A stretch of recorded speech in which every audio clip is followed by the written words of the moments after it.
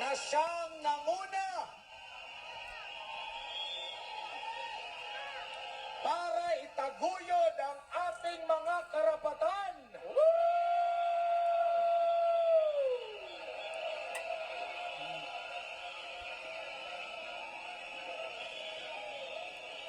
Isa siya sa mga maling pinaratangan.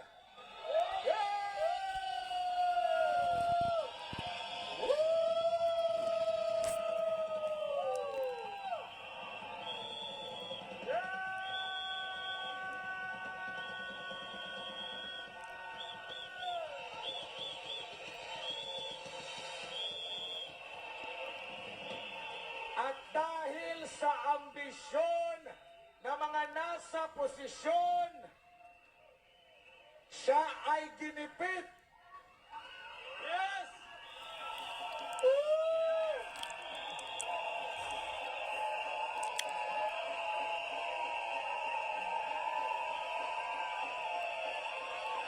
Ngunit, hindi tayo papayag.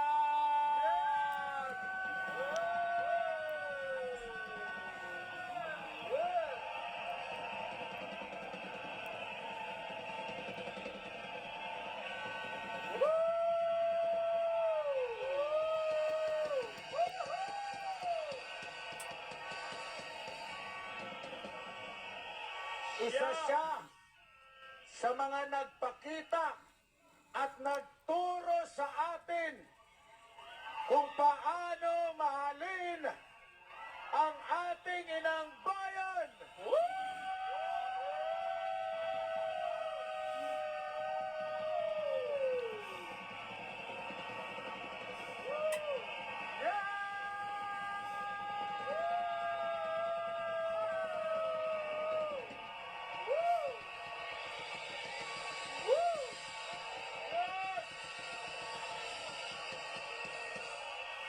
Siya rin ang nagturo sa atin na manindigan sa katotohanan.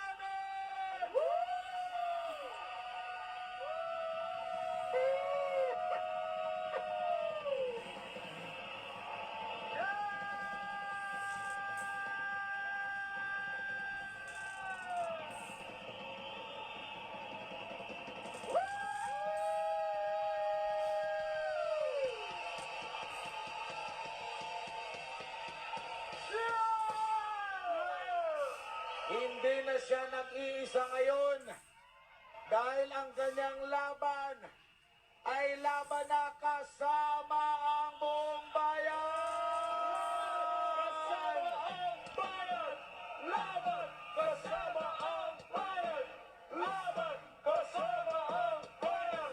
Laban kasama ang bayan!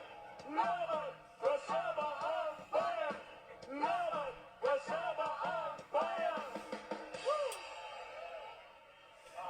Handa na ba kayo?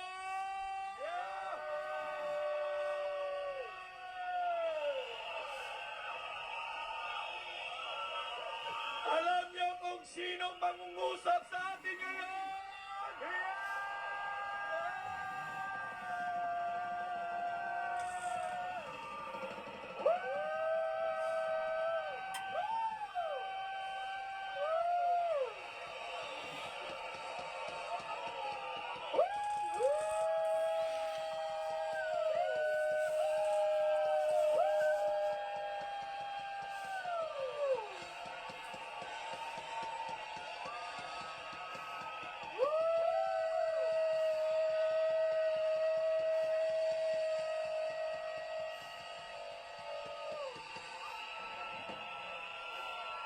Iba-iba man ang ating mga paniniwala at relihiyon, pero siya ay nanindigan na maitaguyod ang karapatan ng mga katutubo.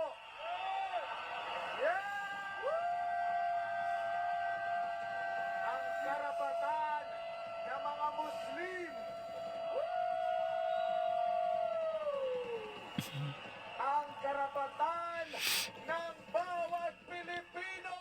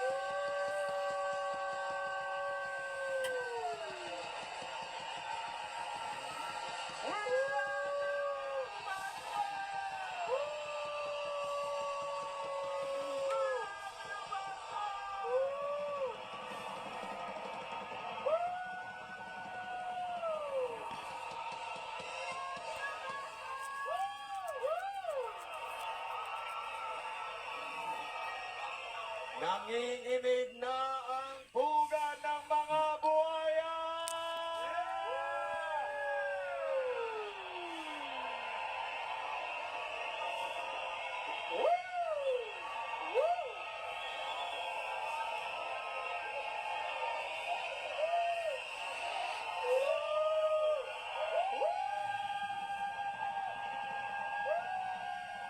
Ang taong hindi takot!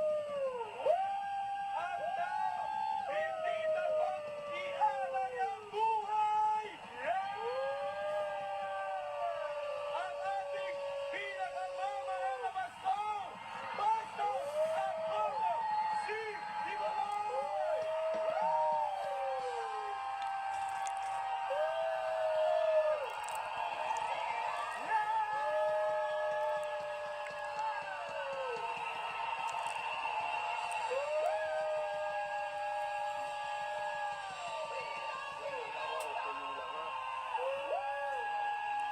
Magandang araw sa lahat ng naririto ngayon sa ating rally.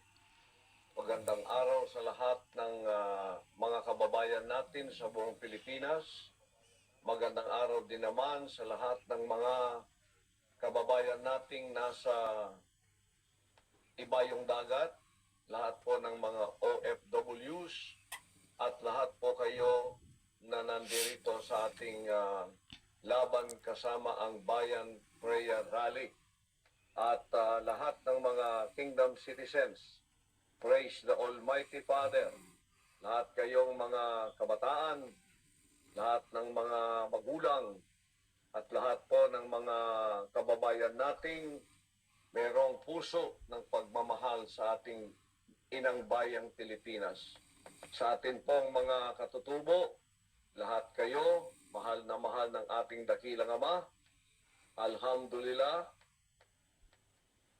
lahat po ng ating mga kapatid na mga Muslim, lahat po kayo, pagpalain ng ating dakilang Ama sa inyong pakikiisa at sa buong sambayan ng Pilipinas na nagmimithi ng kapayapaan, kabutihan, at kaunlaran para po sa ating bansang Pilipinas.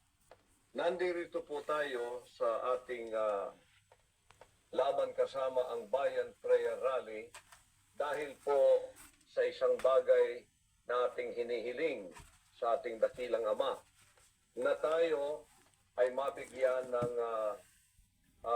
kapayapaan at hindi po magkakaroon ng kapayapaan kung wala pong hustisya. Ito ang rally na hindi lamang po para sa akin. Hindi lamang po nakapalibot ang rallying ito sa katauhan ni Pastor Kibuloy. Ito po ay nakapalibot sa katauhan ng lahat ng bansang Pilipinas at lahat ng mga Pilipinong may mithiing katulad ko. At ngayon, ako po ay nakita ninyo na bugbog sarado na sa lahat ng mga akusasyon at lahat po ng mga ginagawa para halos araw-arawin tayo sa hearing sa Senado, sa Kongreso. At nakita ko kung ano ang pinagmulan ng sigalot ng bayan na ating dapat na malaman kung ano ang pinasimulan nito, bakit tayo ay nagkaroon ng discontentment sa ating mga puso, sapagkat nakikita natin na ang katarungan ay parang nawawala sa atin at ang karapatan natin at ang ating kalayaan. Mula po ito sa programa ng SMNI na meron tayong programang Laban Kasama ang Bayan, at ito ay ang pagtuligsa at ating paglalantad ng kabulukan ng CPP, MPA, NDF. Isa po yun. Pero ang isa pong pinakamahalaga ay yung gikan sa masa para sa masa ng ating former Pangulong Rodrigo Roa Duterte. Nagpasimula po ito nung sinabi niyang binuksan ang libro nung nakita nating ginigipit si Vice President Sara sa lahat ng paraan.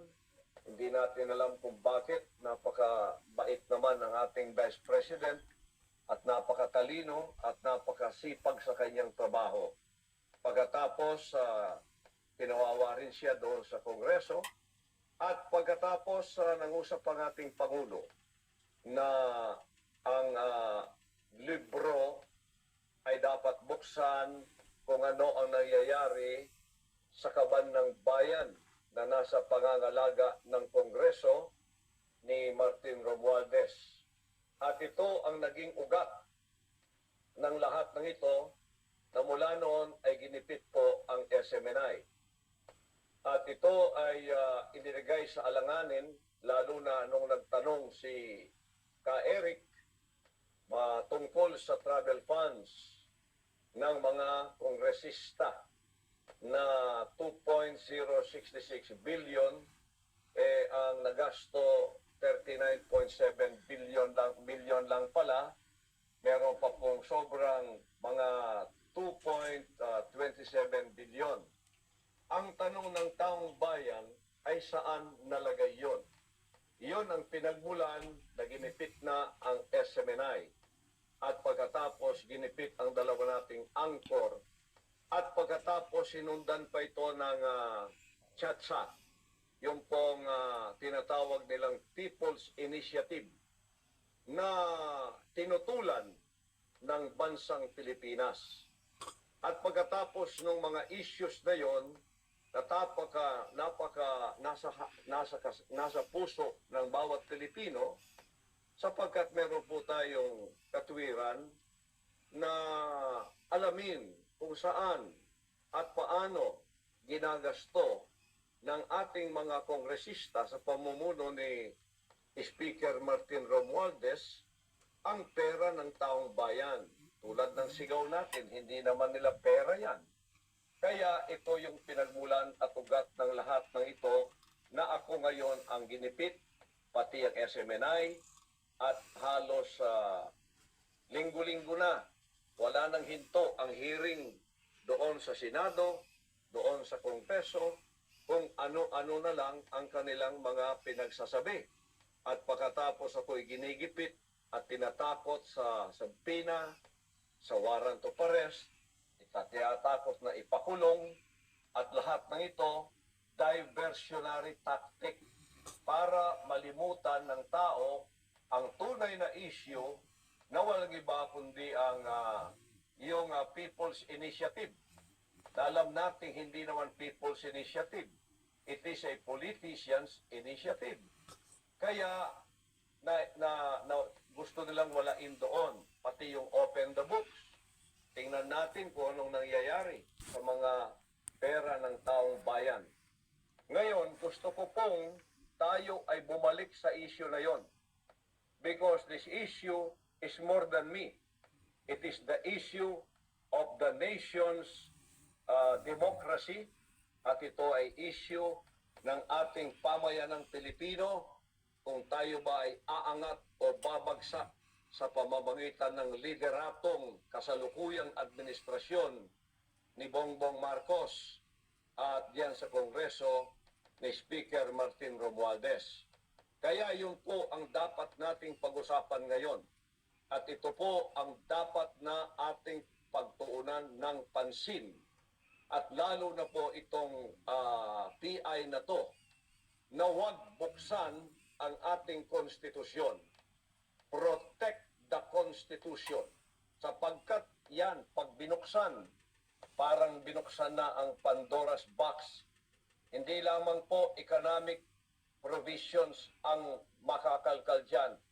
Wala na pong limit ang lahat ng gagawin dyan sa konstitusyon na yan. Lahat gagawin na, pati ang term extension.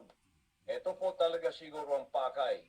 Ang term extension na itong mga namumuno ngayon ay hindi na maaaring alisin pa sa kanilang pwesto sa natatakdang panahon na ibinigay ng konstitusyon.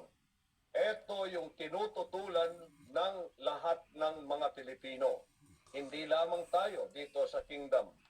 Ang kingdom ay isa lamang sa mga segment ng sosyedad na ginigipit at pinepersecute, inuusig at winawala ang boses sa pamamagitan ng SMNI. Sapagat ang SMNI lang po ang nagsasalita ngayon na hindi nabayaran. At ang SMNI lamang ang pwedeng magsabi ng katotohanan at ang SMNI lang ang pwedeng maging sounding board ng ating Pangulong Duterte at magsasalita ng katotohanan para sa ating lahat at ang ating pamayanan ay magkakaroon lamang ng kapayapaan kung tayo ay babalik sa katotohanan, sa pagbabalik ng ating karapatan at pagbabalik ng ating mga karapatang dinadaya tayo, diyan tayo magkakaroon ng katahimikan. Kaya tutulan nating lahat mga Pilipino, it is beyond the kingdom, it is beyond my person. Ako lamang ang ginagawang ganito para mailihis ang issue na dapat nating tutulang lahat. Yan ay ang PI na yan.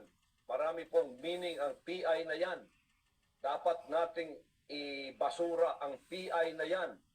Huwag nating hayaang yan ay magtagumpay.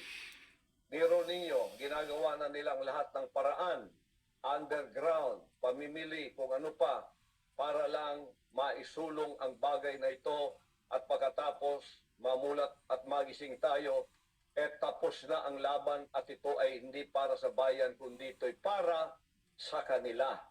Kaya dyan tayo, kung bakit ako ginigipit, kung bakit ginaganito ang SMNI, sapagkat ang agendang ito na kanilang isinusulong ay really for term extension na hindi lamang 6 na taon manunungkulan, kundi habang panahon na gusto nila.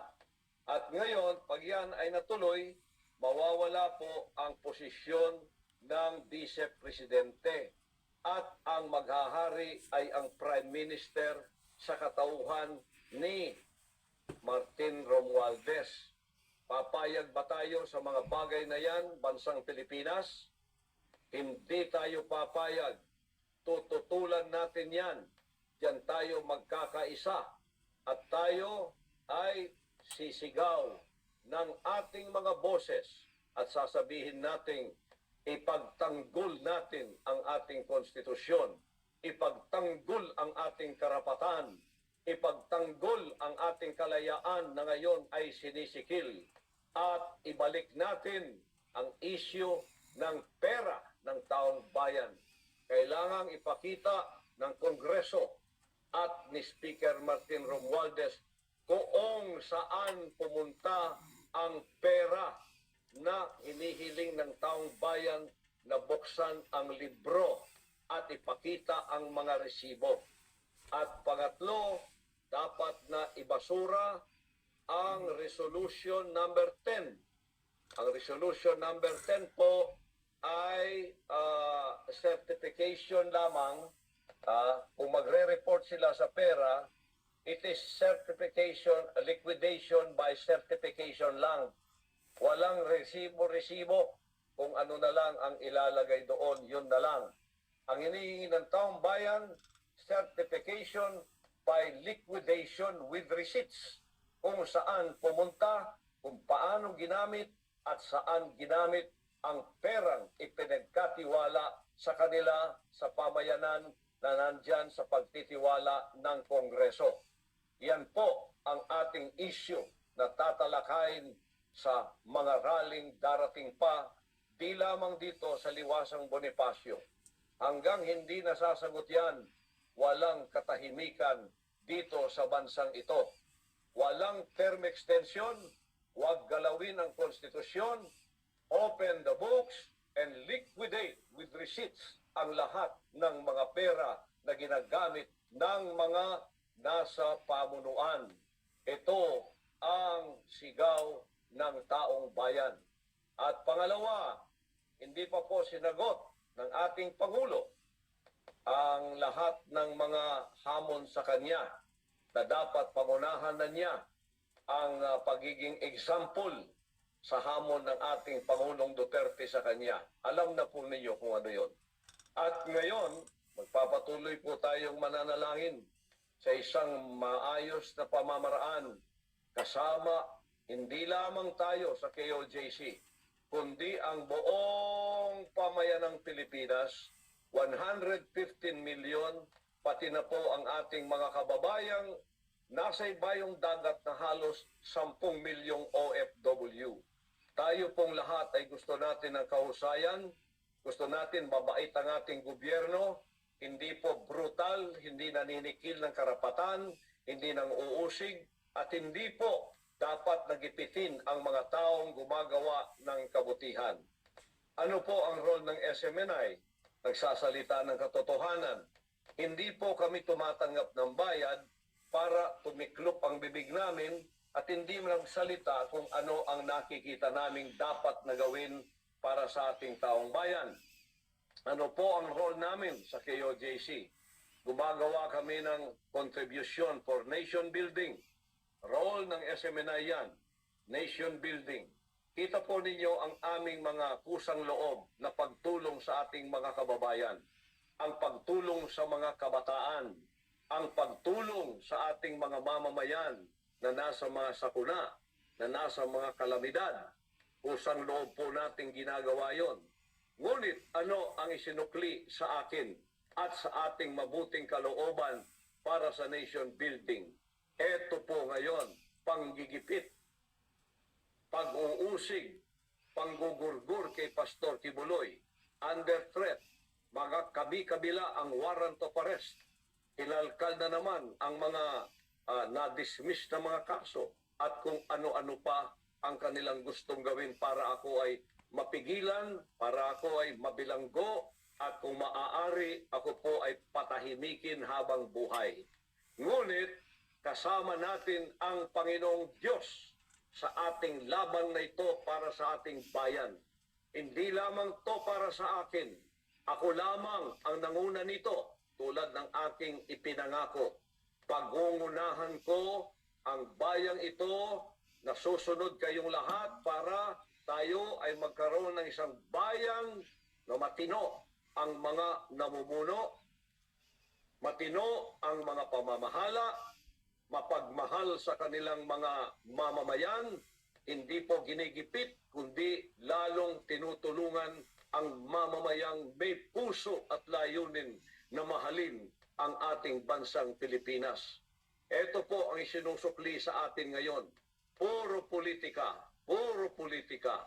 Hindi po natin ininda yon, kundi tayo ay magpapatuloy sapagkat meron naman pong Diyos na nangunguna sa atin at nakakakita at tinitimbang ang lahat ng mga bagay sa katwiran at katarungan para sa iyak ng mamamayan, sa kanilang hinaing, sa kanilang mga puso, kung paanong sinagot ng Diyos ang hinaing ng mga inalipin ng mga Ehipto na mga Israelitas sa maraming taon umiiyak sila sapagkat ginipit sila ni Paraon, pinahirapan sila ni Paraon, pinapatay sila ni Paraon. Tumugon ang Diyos sa kanilang mga hinaing. Ibinigay si Moses at inalis sila sa lupa ng pagkakaalipin. Tayo hindi aalisin sa bansang Pilipinas sapagkat ito ang bansa natin.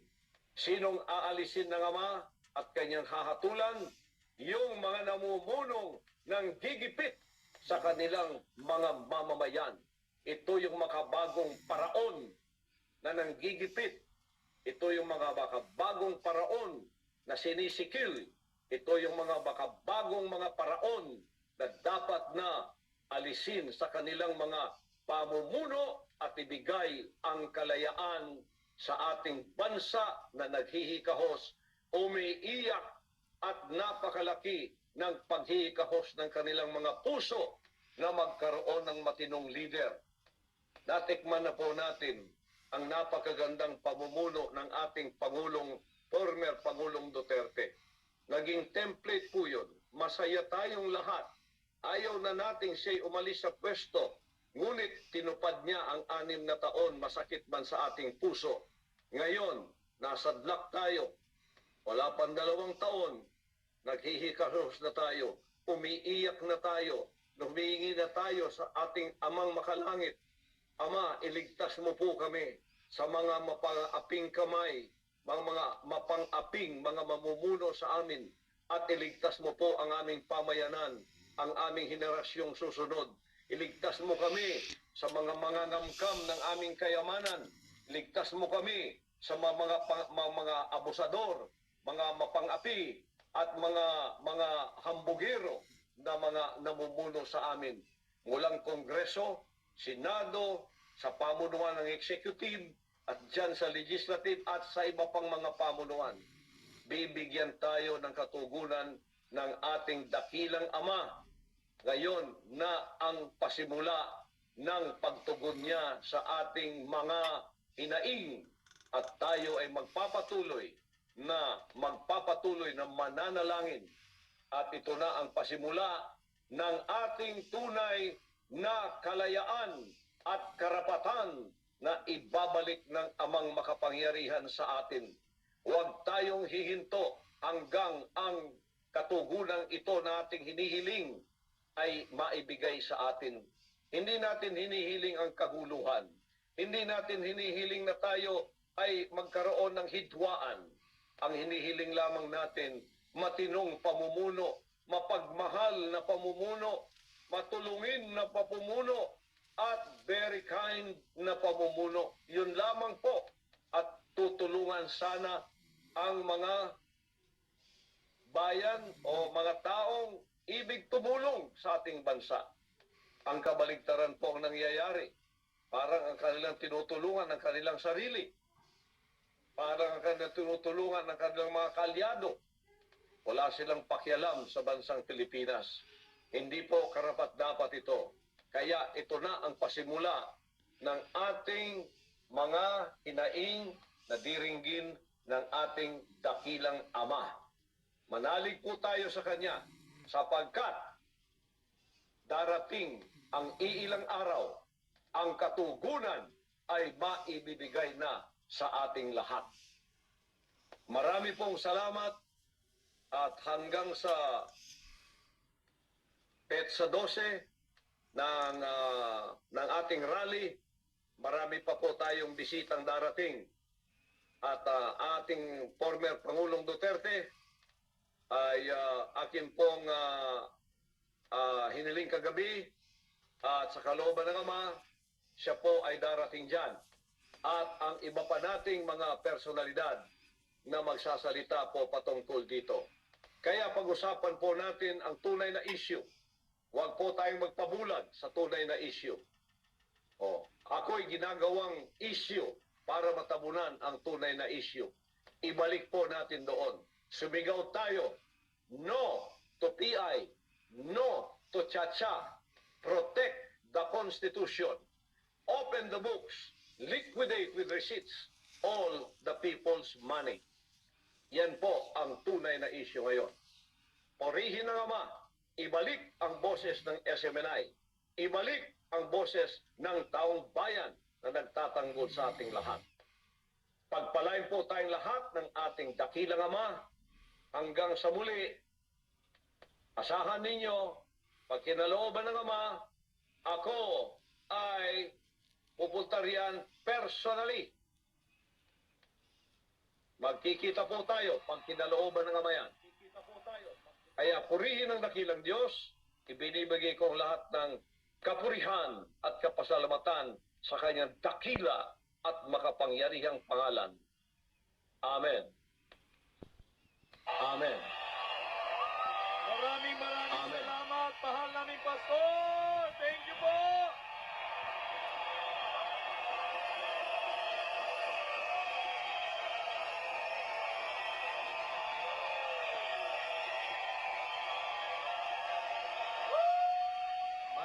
Maraming salamat sa ating pinakamamahal na pastor. Wow!